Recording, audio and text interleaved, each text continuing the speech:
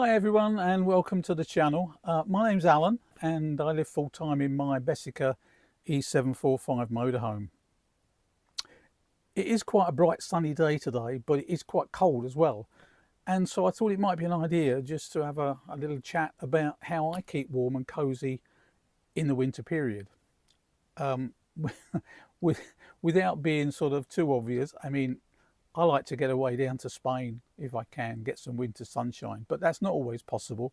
And I appreciate that's not something that everyone can do. So let's have a chat about keeping warm and cozy, either in England or wherever you are if it gets really cold over the winter period. So today I'm going to really go over exactly how I stay warm, cozy and comfortable when the temperatures drop. I'm going to try and do that without breaking the bank and freezing my socks off. Okay, so let's talk first about insulation. I suppose I'm quite lucky insofar as the motorhome has got some decent insulation. When it was built, it was, obviously well insulated. When I had the Sprinter van, I had, pretty good insulation in that. And I think that's an important factor. But it goes a little bit further because although you can have the actual vehicle, the walls, etc., insulated, you've got areas where heat can really leak out, and the main one for that will be the cab area. So obviously you've got a full windscreen, you've got the windows in the passenger and driver's door. Some have got glass windows in the side of the van. My side windows are all acrylic, so they're not quite as bad, but certainly as far as glass is concerned, it's amazing the amount of heat that can get out or lets the cold in. So what I've got internal blinds which I can drop down on the windscreen and the driver and passenger doors. And then my bed actually is above my cab. But what I also do, I get a blanket or a thermal curtain or whatever, and I hang it from the bed down to the floor behind the driver and passenger seat. And so that effectively blocks off the cab area. And it is, as I said, it's amazing how much heat you lose if you don't have that. That cab area gets so cold. But there you go. That's where we do it. So as I said, I've got the blinds that I put down, and then I put a thermal curtain or a blanket or a fleece throw or something that blocks off the cab area from the living area. With regards to the living area, my windows in the motorhome are acrylic, and so they're a bit better than glass, as I've said before. A lot of people that are converting vans will possibly have a glass window in the side rather than acrylic, but obviously some do have acrylics as well. So it depends what you've got as to quite what you need to do. It's important to have good insulation if you can, or at least something you can put over the windows, the doors, etc., to stop the drafts coming in. The other thing I would say, just as an aside, is that if you are parked in and it's particularly windy, so you've got that cold wind, if you try and park nose into the wind then sort of, if you like, can flow over the top of the vehicle, comes up the windscreen and over the top, and that way it's not coming at you from the side, and therefore there's less chance of it actually coming in through the windows sills and bits and pieces like that. Okay, so on to the good stuff. Heating. I'm quite lucky in as much as I've got two forms of heating in the moho. I've got the combi boiler, and the combi boiler will allow me to literally just heat water for showers, etc. But I can also use it for heating, blown air heating, or I can use a combination of the two where I get hot water and the heating at the same time. And that runs off LPG. It is possible, if I'm ever hooked up, which is rare, but if I am ever hooked up to a main supply, that combi boiler will work on electric as well. So yeah, that's a benefit, I suppose, of that. What I have also got is a diesel heater. I use a Chinese diesel heater. They're so cheap these days, and I find them to be amazing. I've been using diesel heaters now for a number of years, and I've never ever had a problem with one. And I say they are ridiculously cheap. So yeah, I've got a 5 kilowatt diesel heater, and I have a separate tank for the diesel. I don't use the main vehicle diesel tank. got a separate one which is 10 litres. You can get 5, I think, 10s and 15-litre tanks, but mine's a 10. The reason I got a 5 kilowatt model this time is when I had the Sprinter, the long wheelbase Sprinter, I put in a 2 kilowatt. Worked fine, no problems at all. But because it was a lower power output, it was running, you know, near its max all the time, particularly, you know, when in the real harsh winter it was running almost max, which is fine, but obviously it's sucking a lot of diesel.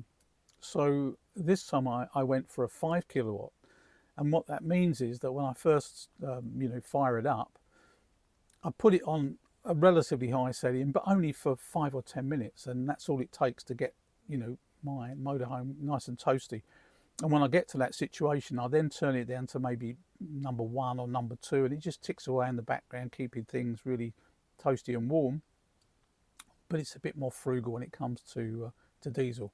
What I would say though, if you do the similar sort of thing, or you've even got, I think they do an 8 kilowatt heater, which I think will be a bit too much, but nonetheless you can get them. So what I would say, if you get the 5 or the 8, and therefore you're going to run it at a, you know, a lower setting, save a little bit of diesel, make them a bit more efficient.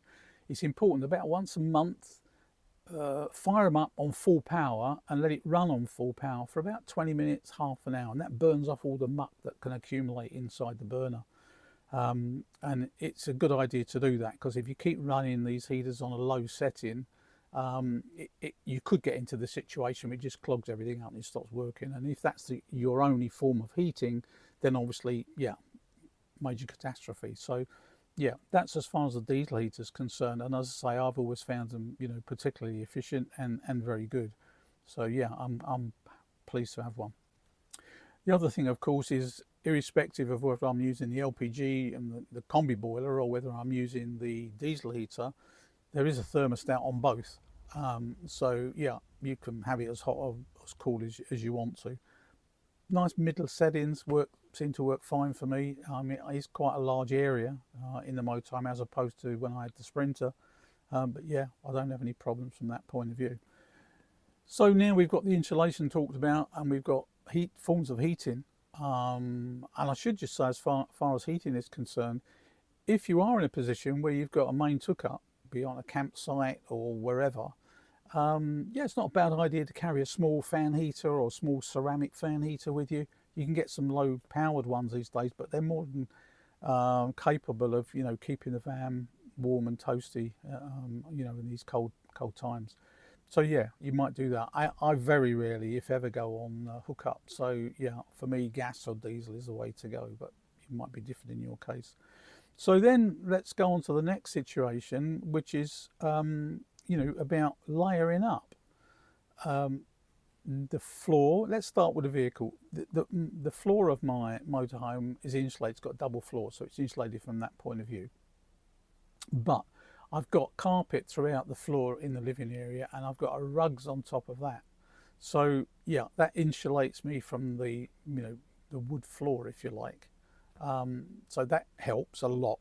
But then as far as I'm concerned personally, I also work on a layer system. So rather than just get one big thick coat or whatever, I tend to try and wear several different layers. And the idea being, obviously, if you get in too cold, you can put a layer on, and if you get in too hot, you can take a layer off. You can sort of regulate your temperature a little bit by using this layered system. It's something that, you know, a lot of hikers and that do, and it's a good way. It's a good way of doing it. So yeah, by having layers, you know, a good pair of thick socks. You can get these thermal socks if you get cold feet. I do, or a good hoodie if you need it. They're all essentials, but you can also go a little bit further as far as your sleeping is concerned. Now, you know, I've got friends of mine that have bought 12-volt heated blankets. Can't be convinced of that, and I'm not sure how much power they draw, but obviously if it's 12-volt and you're running it off your leisure batteries, unless you've got a fairly sort of substantial system or solar panels where you can charge up, hopefully, they are going to drain your batteries a little bit. I've gone the other way. I've gone and bought myself bedding In fact, I bought it from a company called Dunelm. They're quite widely spread throughout the UK, and I'm sure there's many other companies selling a similar product.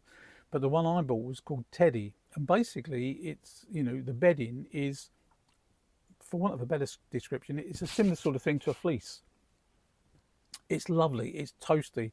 You get into bed, you slide in between, you know, or your sheet and your duvet, and instantly you feel nice and warm. It's just nice and snug and everything else. I love it. But you know, if necessary and you want a little bit more, then the good old hot water bottle, that's another way to go. And obviously, you know, with the hot water bottle, you can prepare that half an hour or an hour before you go to bed, tuck it in the bed, and then the bed gets nice and warm for when you get into it. So yeah, that's another way of doing it. One thing we should talk about, and that's condensation. Now, obviously, if you're keeping the interior of your vehicle nice and warm and toasty, if it's really cold outside, there's a good chance you're going to get condensation. I'm quite lucky. I don't tend to get a great deal, but I'm on my own. Maybe if there was two people in the van, it would be slightly different. But yes, condensation can be a problem. So I would always suggest, and this might be sort of seem a little bit counterintuitive in the fact that I always try and leave a window just slightly cracked open, or maybe the roof vent. If it's not too windy, I'll have the roof vent cracked just tiny little bit open. That way you're getting that sort of air circulating within the vehicle, and it does help to keep the condensation down. If that's not what you want to do, or you do get excessive condensation, I know it's a little expense, but you know, you can get these now battery or rechargeable. It's like a squeegee, and you run it on your condensation on the windscreen, and it collects all the water into a little tank, and you can empty that separately. And yeah, they're pretty good. There's several companies that make those, and you can pick them up reasonably cheaply. But that's a good way to get rid of your condensation. I mean, in years gone past, you know, we used to get condensation on the windscreen, and you'd get, a piece of rag or even a leather or something, and you just wipe it off, because it will just run down and pool up on the bottom of the windscreen on the dashboard. So yeah, so one of those squeegee things is a good idea. Now, I've mentioned before that I tend to use either LPG or diesel for heating, but yeah, you are going to be using electricity of some description. Now, as I said, I rarely go on hookup, so all mine is coming from my electrical setup in the motorhome. And what I've basically got, I've got solar panels on the roof, and they're charging my leisure battery, which is a lithium battery. And I don't usually have a problem with that. But obviously in the winter, you can have problems with a little sunshine. You know, if you don't get a great deal of sun and the days are shorter, then your ability to recharge your batteries is somewhat limited. So what I've done, I've fitted a DC to DC battery charger, so that when I am driving, I can sort of get a really good charge into the leisure battery, and that makes a big difference. I've got a 40 amp DC to DC, and it really does whack the power in. Again, something to consider if you do fit a DC to DC charger. Just be careful with your alternator. If you've got a standard alternator, it's one thing. If you've got a smart alternator, you might have to wire a DC to DC charger in a slightly different way, because obviously the alternators work in a slightly different way. So just something to bear in mind from that point of view. But they certainly, are well worth it if you've got the budget for it, to fit a DC to DC, because you're driving along and it's automatically charging your leisure battery. With that and a little bit of solar, yeah, I've rarely had problems, keeping my batteries fully charged. So yeah, bear that in mind. Yeah, so that's basically how I try and keep warm and toasty in the winter. The other thing I would suggest is, hot drinks. Not suggesting you drink lots and lots of hot coffee in the evenings, because that could keep you awake. But, fruit teas or hot chocolate. Yeah, I mean, who doesn't like hot chocolate? Nice mug of hot chocolate in the evenings. I'll keep you nice and warm inside. But yeah, just hot drinks. That's another way of keeping warm in the cold winter nights. I would suggest having a nice glass of wine, but that's probably not the best thing to recommend, is it? But a nice glass of wine or whatever. But yeah, stick to the hot chocolate. Okay, so as I said, that's really the way I keep warm. A few little tips there, which I hope will be of help to somebody. But let me know how you keep warm and toasty in the winter? Let me know in the comments below. Be interesting to read your comments and see how you do it.